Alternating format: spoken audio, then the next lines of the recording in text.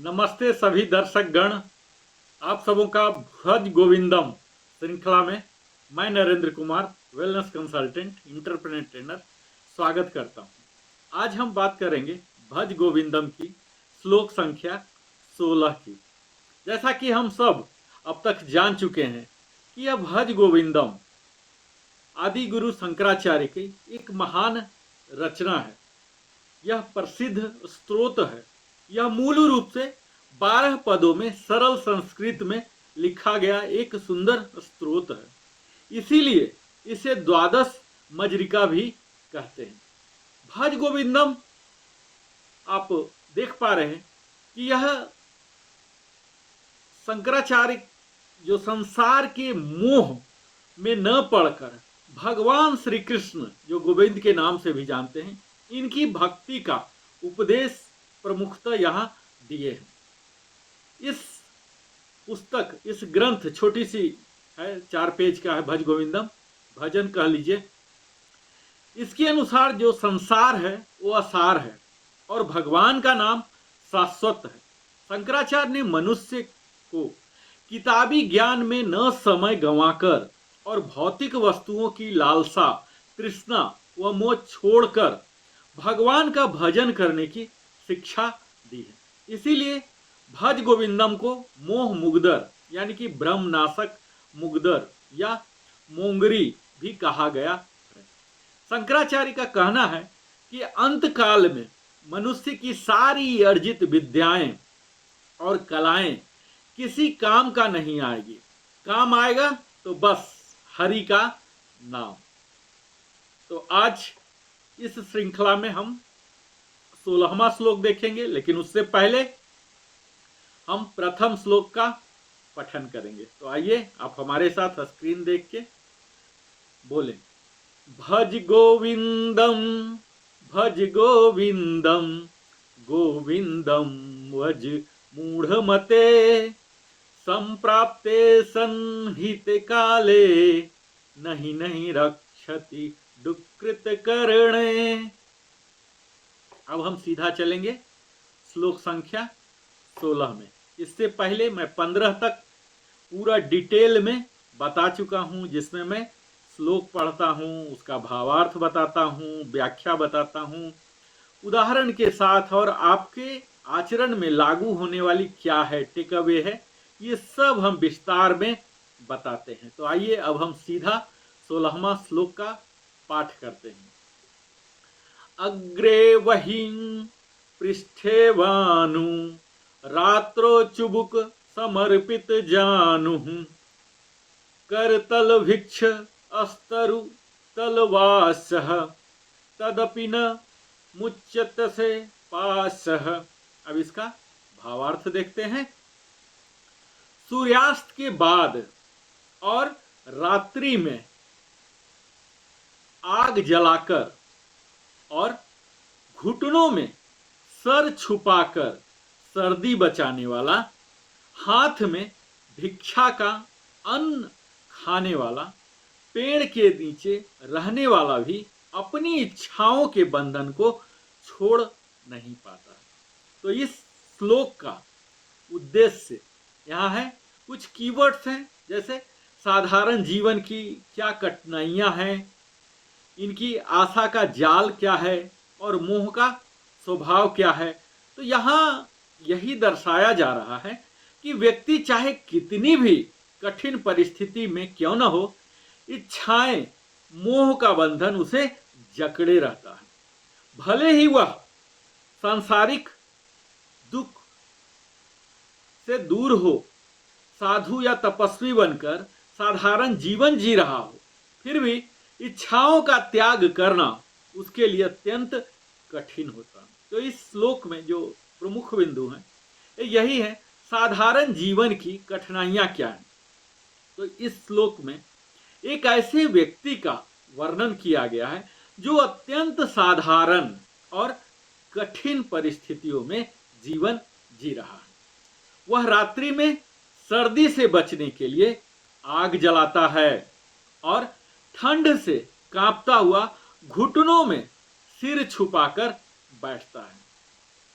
अगला है कि आशा का जाल क्या है।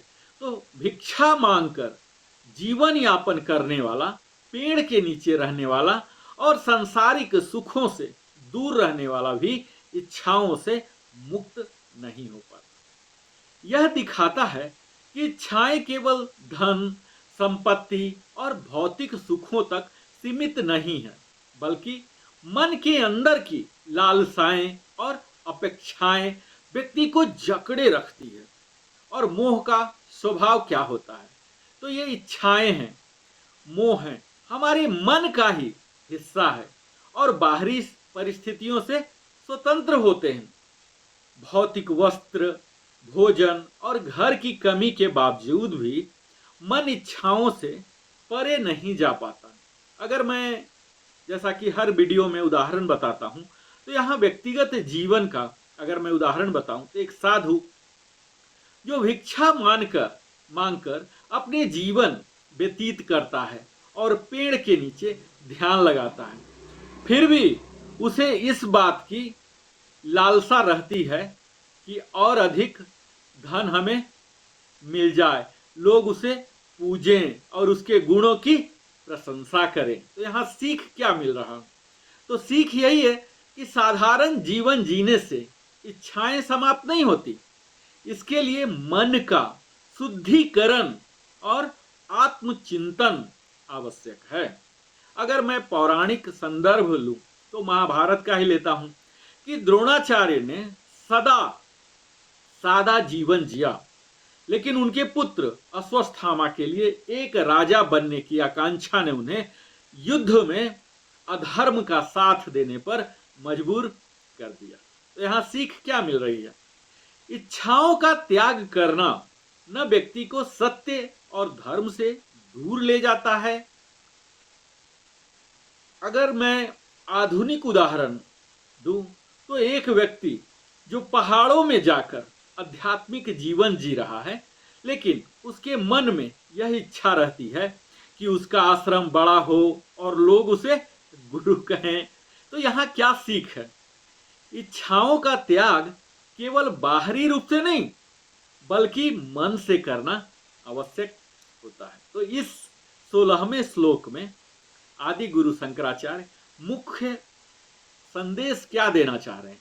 तो मैं यही समझ पा रहा हूं कि यहाँ सबसे पहला है इच्छाओं का स्वभाव को समझना, क्योंकि ये इच्छाएं हैं केवल भौतिक सुखों से जुड़ी नहीं होती, बल्कि ये हमारे मन के अंदर गहरे बैठी होती हैं।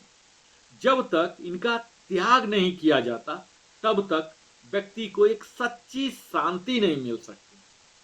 और इस त्याग का महत्व क्या है? तो यहाँ बता रहे हैं कि भौतिक सुखों से दूर रहकर भी यदि मन इच्छाओं से भरा है तो साधना और तपस्या व्यर्थ है, क्योंकि मन की शुद्धता और इच्छाओं का त्याग ही सच्चे त्याग का मार्ग है।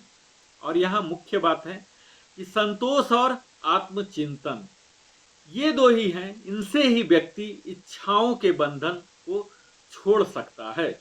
अगर आप संतोष रखते हैं, कंटेंटमेंट है और आत्मचिंतन है, क्योंकि बाहरी परिस्थितियों से अधिक मन की स्थिति को बदलने की आवश्यकता होती है। और हर श्लोक की तरह इसमें भी मैं आपको व्यवहारिक दृष्टिकोण कि आपको क्या करना है, इम्प्लीमेंटेबल पॉइंट्स क्या हैं।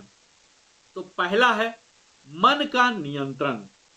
ध्यान और आत्मचिंतन के माध्यम से हम अपने मन को नियंत्रण करना सीखें।